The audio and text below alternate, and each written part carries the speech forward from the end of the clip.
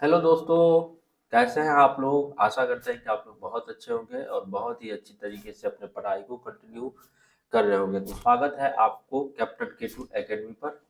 तो चलते हैं आज की इस नई फिजिक्स की सीरीज में, जहां मैं आपको पिछले लेक्चर में जो पढ़ाया था उससे जस्ट आगे पढ़ाने वाला हूं। इससे पहले मैंने फिजिक्स के प्रकाश चैप्टर का दो या तीन लेक्चर मैं दे चुका हूं, जिसमें मैं आपको प्रकाश की विशेषताओं के बारे में सविस्तार बता रहा था। क्योंकि यहाँ से आपके न केवल सब्जेक्टिव क्वेश्चन ही बनते हैं, बल्कि सब्जेक्टिव के साथ साथ ऑब्जेक्टिव क्वेश्चन भी बनते हैं। इसलिए मैं इस टॉपिक को थोड़ा डीपली पढ़ा रहा हूँ, ताकि आपके बोर्ड एग्जाम में जो भी क्वेश्चन बने उन तमाम क्वेश्चन को आप बिल्कुल ही सरलतापूर्वक आसानी से सॉल्व कर सके।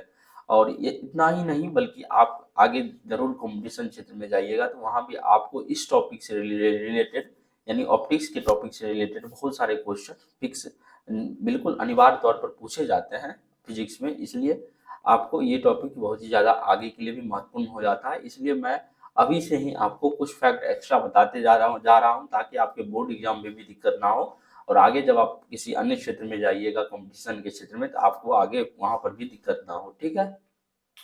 तो मैं प्रकाश की विशेषताओं के बारे में चर्चा कर रहा था। तो इससे पहले मैं प्रकाश के 5 विशेषताओं के बारे में चर्चा किया था, जिसमें प्रकाश का सबसे पहला विशेषता था कि प्रकाश एक प्रकार का ऊर्जा या ऊर्जा का रूप है। पिछले मैं जो भी पढ़ाया हूँ उसको थोड़ा रिवीजन कर दे रहा हूँ ताकि आप लोगों को दिक्कत ना हो। पहला विशेषता था कि प्रकाश एक प्रकार का ऊर्जा है। उसके बाद बताया था कि प्रकाश क्या है, एक प्रकार का वैद्युत चुंबकीय तरंग है। जिसमें मैंने बताया था, एक ट्रिक भी बताया था, तो यूवी जी यू भी जी जी एक्स यू भी आया रेडियो ट्रिक बताया था। और उसमें बताया था कि 7 प्रकार के विद्युत चुंबकीय तरंग होते हैं। उसके बाद बताया था कि प्रकाश समांगी माध्यम में प्रकाश जो है सरल रेखीय या सीधी पथ पर चलता था। तो ये मैंने बता दिया। उसके बाद ही मैं आपको ऐसे बताते बताते 6 कुल विशेषताओं के बारे में चर्चा किया था। अब मैं अब 5 विशेषताओं के बारे में चर्चा किया था। अब मैं छठी विशेषताओं के बारे में चर्चा करूंगा। ठीक है। तो छठा विशेषताओं को सबसे पहले हम पढ़ लेते हैं। ठीक है। तो प्रकाश में दोहरी प्रकृति, जिसको हम इंग्लिश में क्या कहते हैं, डुअल नेचर कहते हैं। ठीक है। तो प्रकाश में दोहरी प्रकृति पाया जाता है। क्यों? क्योंकि प्रकाश कभी तरंग की भांति तो कभी कण की भांति व्यवहार करता है। प्रकाश कभी कण की भांति तो कभी तरंग की भांति व्यवहार करता है। इसलिए प्रकाश में क्या पाया जाता है, दोहरी प्रकृति पाया जाता है।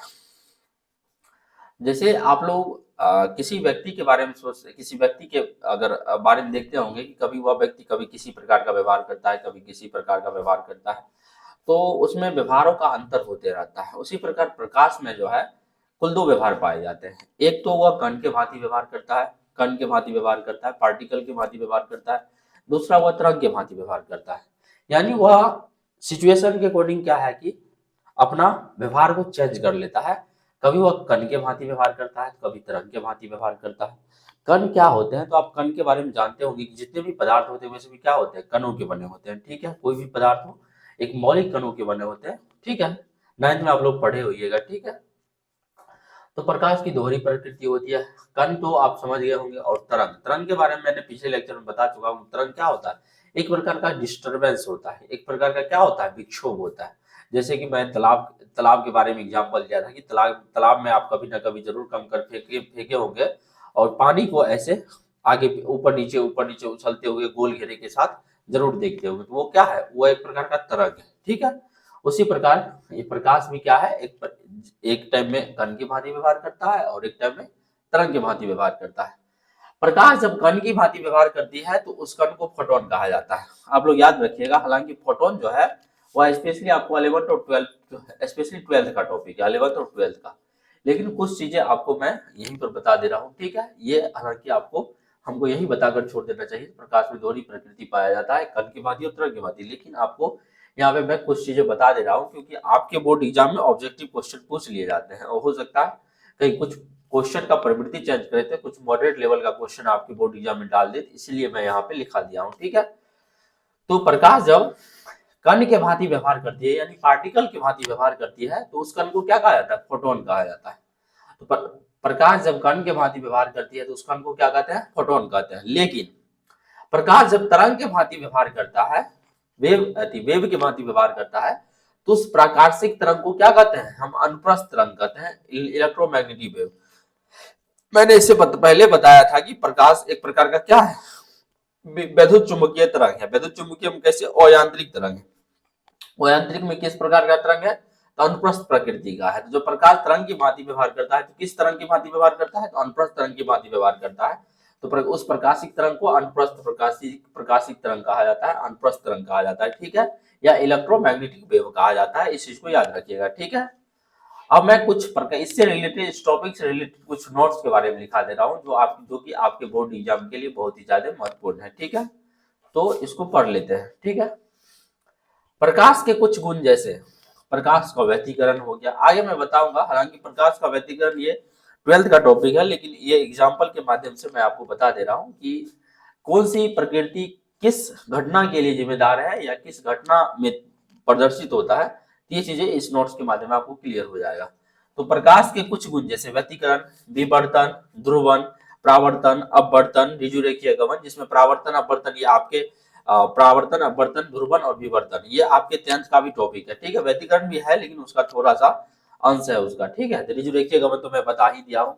आदि प्रकाश के तरंग प्रकृति को दर्शाता है, यानी ये सभी जो घटना है, जो जिसका मैं अभी जिक्र किया हूँ, वो ये सभी घटनाओं का जो है वह क्या दर्शाता है, तो वह घटना दर्शाता है कि प्रकाश क्या है, प्रकाश एक प्रकार का तरंग है।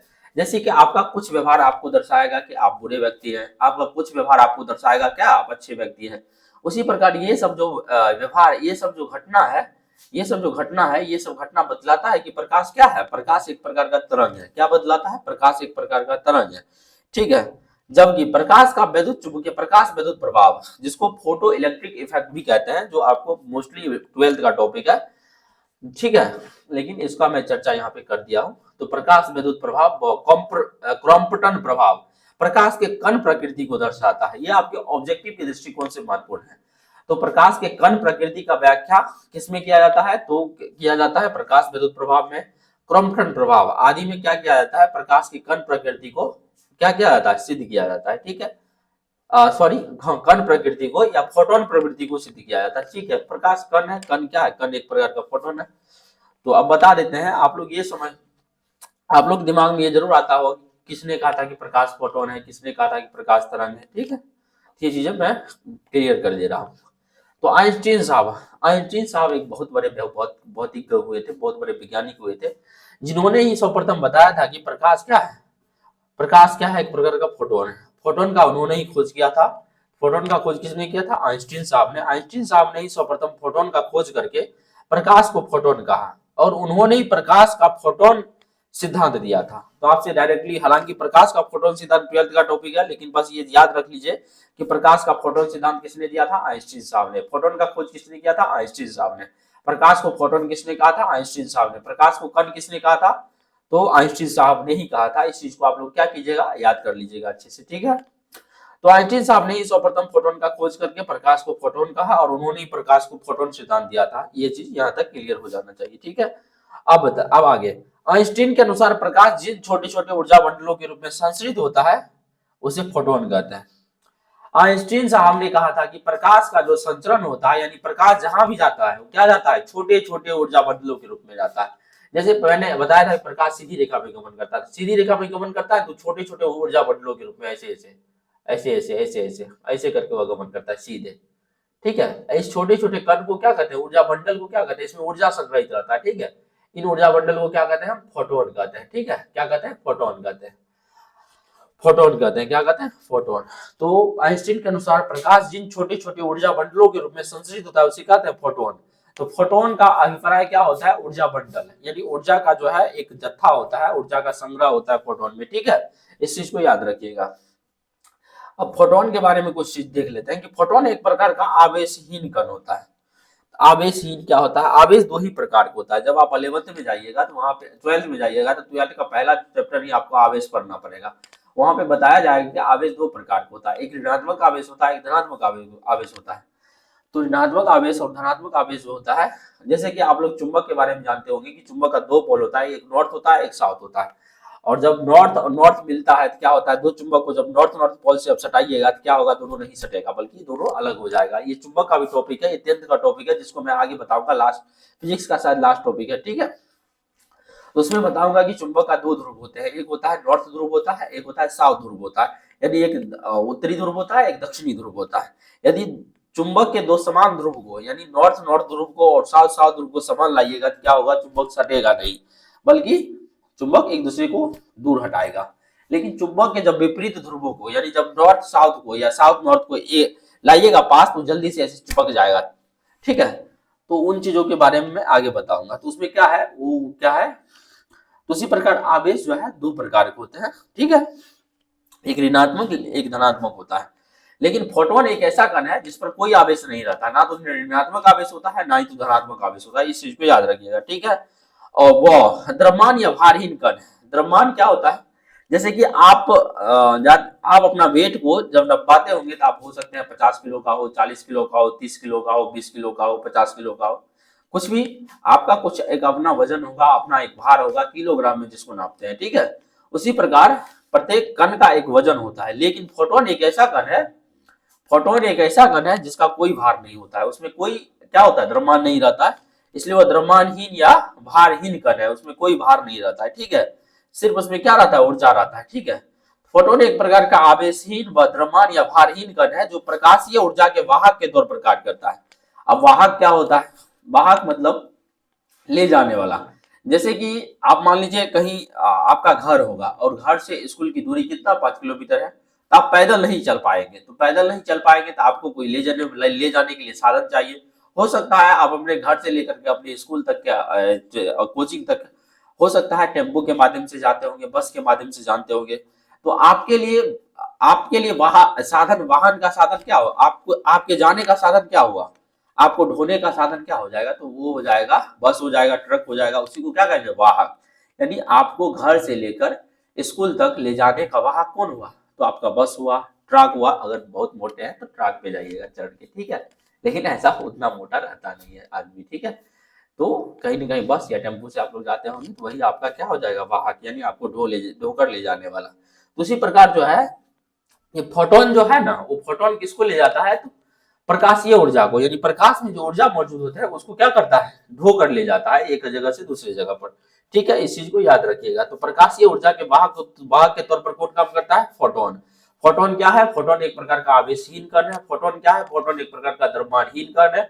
फोटोन क्या है, फोटोन एक प्रकार का क्या है, भारहीन कण है। फोटोन क्या है, फोटोन एक प्रकार का ऊर्जा का बंडल है। किसने कहा था, आइंस्टीन साहब ने कहा था। फोटोन का खोज किसने किया था, आइंस्टीन साहब ने किया था। प्रकाश को फोटोन किसने कहा था, आइंस्टीन साहब ने कहा था। ये तमाम चीजें आप लोग याद रखिएगा। ठीक है, तो आप समझ गए होंगे प्रकाश में डुअल नेचर पाया जाता है, दोहरी प्रकृति पाया जाता है। ठीक है, तो ये चीज आपको आशा करते हैं कि समझ गए होंगे, तो इस चीज को आप लोग नोट कीजिए। और आपके ये परावर्तन हो गया, प्रकाश के परावर्तन के बारे में 100 विस्तार जानकारी देंगे इसी चैप्टर में। अपवर्तन के बारे में हो गया, ये तमाम टॉपिक आपके बोर्ड एग्जाम के दृष्टिकोण से बहुत ही ज्यादा मोस्ट फेवरेबल टॉपिक रहा है, इसलिए आप लोग इस चीज को अपना नोट कर लीजिए। ठीक है, नोट कीजिए अथवा स्क्रीनशॉट ले लीजिए।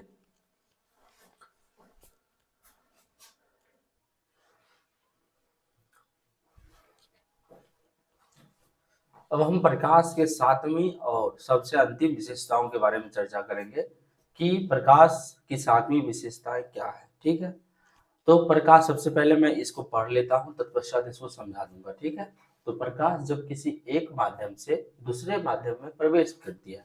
अब मैंने माध्यम क्या होता है, तो माध्यम के बारे में मैं पिछले लेक्चर में ही बता चुका हूं कि माध्यम तीन प्रकार के होते हैं। एक होता है ठोस माध्यम, एक द्रव माध्यम होता है, एक गैस माध्यम होता है। ठीक है, जब ठोस से द्रव में प्रकाश जाए, यानी एक माध्यम ठोस हो गया, ठोस से द्रव में जाएगा, या द्रव से ठोस में जाए, या द्रव से गैस में जाए, या गैस से ठोस में जाए, या गैस से द्रव में जाए, ये क्या हो गया, एक माध्यम से दूसरे माध्यम में जाना। ठीक है, तो जब प्रकाश किसी एक माध्यम से दूसरे माध्यम में प्रवेश करती है तो निम्न तीन घटनाएं हो सकती है।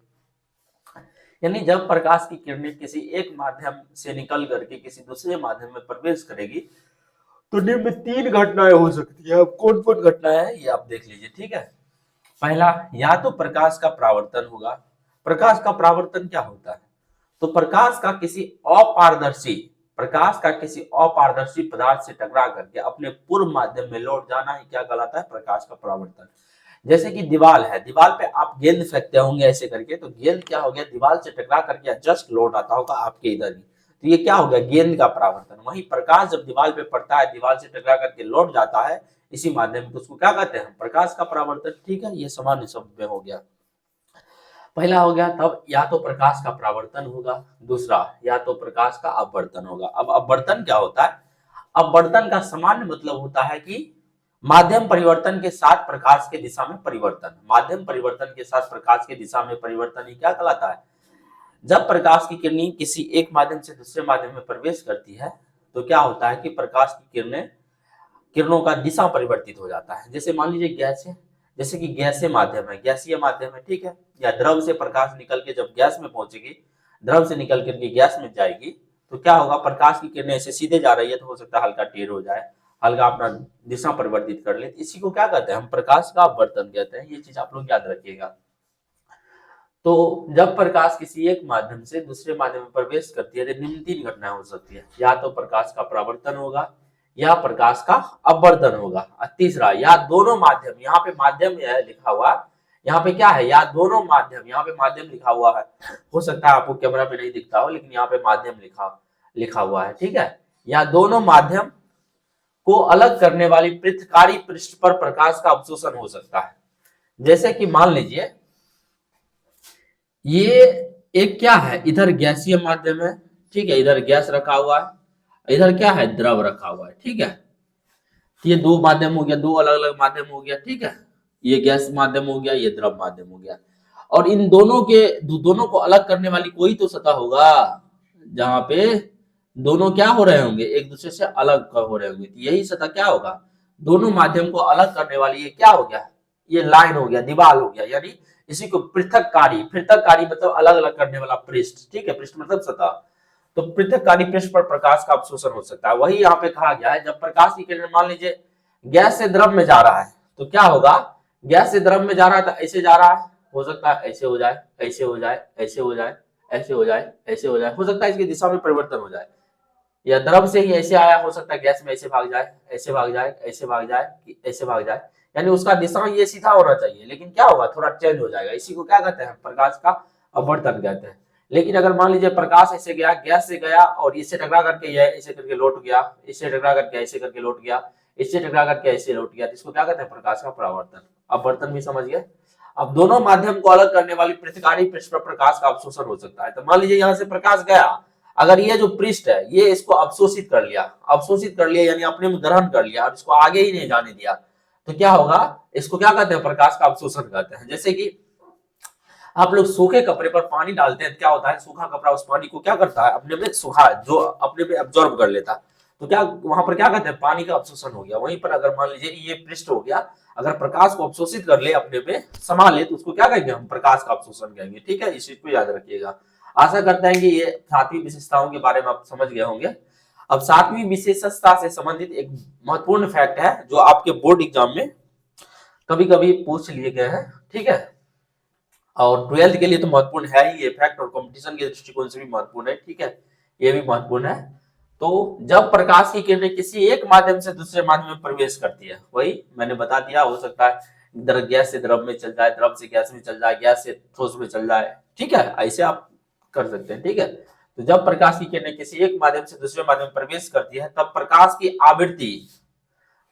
आवृत्ति फ्रीक्वेंसी इसको कहते हैं, आवृत्ति सदैव नियत रहती है, नियत मतलब एक समान रहती है, नियत या एक समान रहती है, नियत या यहाँ पे एक समान लिख लीजिएगा, ठीक है, एक समान, नियत या एक समान रहती है। जबकि प्रकाश का तरंग दैर्घ्य वेवलेंथ वह चाल बदल जाता है,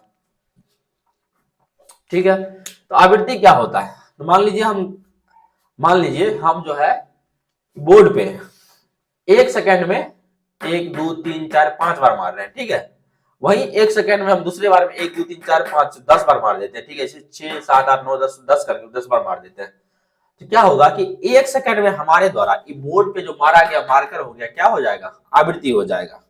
यानी जैसे कि आप लोग ढोल पीटने वाले को देखते होंगे कि वह ढोल जैसे पीट रहा है, ठीक है, तो हो सकता है 1 सेकंड में एक ढोल पीटने वाला 5 बार ढोल को पीट दे, और 1 सेकंड में एक ढोल पीटने वाला 10 बार उसी ढोल को 10 बार पीट दे, तो यहाँ पे क्या हो जाएगा, 1 सेकंड में जो 5 बार वो ढोल पीटा है वही उसका क्या हो जाएगा, आवृत्ति हो जाएगा।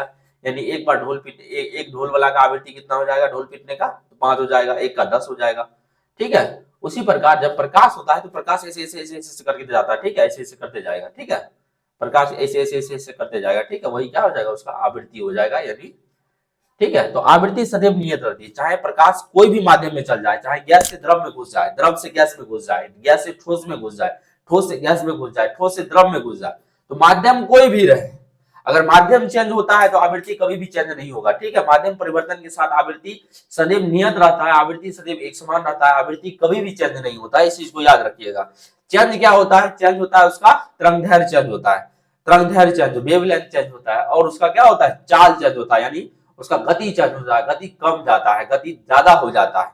लेकिन आवृत्ति क्या होगा, आवृत्ति हमेशा समान रहेगा, क्या होगा, हमेशा समान रहेगा, इस चीज को याद रखिएगा। ठीक है, ये आपके महत्वपूर्ण ऑब्जेक्टिव हो गए। तो आज का क्लास जो है यही तक रहा। पीछे मैंने जो भी प्रकाश की विशेषताओं के बारे में लिखा है वो सभी सविस्तार था, यानी आपके लेवल से थोड़ा हाई लेवल का था, और वहां तक जरूरी भी था क्योंकि अभी बदलते पैटर्न के अकॉर्डिंग और आगे ऑब्जेक्टिव के दृष्टिकोण से बहुत ही ज्यादा महत्वपूर्ण था ये सभी। तो मैं यहाँ तक आपको पढ़ा दिया हूँ। अब अगले अगले अगले जब मैं आप टॉपिक लेके आऊंगा तो उसमें बताऊंगा कि पदार्थ के प्रकार, जैसे पारभासी, पारदर्शी और पारदर्शी। उसके बाद बताऊंगा कि वस्तुएं दो प्रकार के होते हैं, एक अदित वस्तु, प्रदित वस्तुएं, ये सभी के बारे में बताऊंगा। ठीक है, तो ये तमाम चीजें, प्रकाश स्रोत के बारे में सबसे पहले बताऊंगा। ये तमाम चीजें मैं अगले क्लास में बताऊंगा।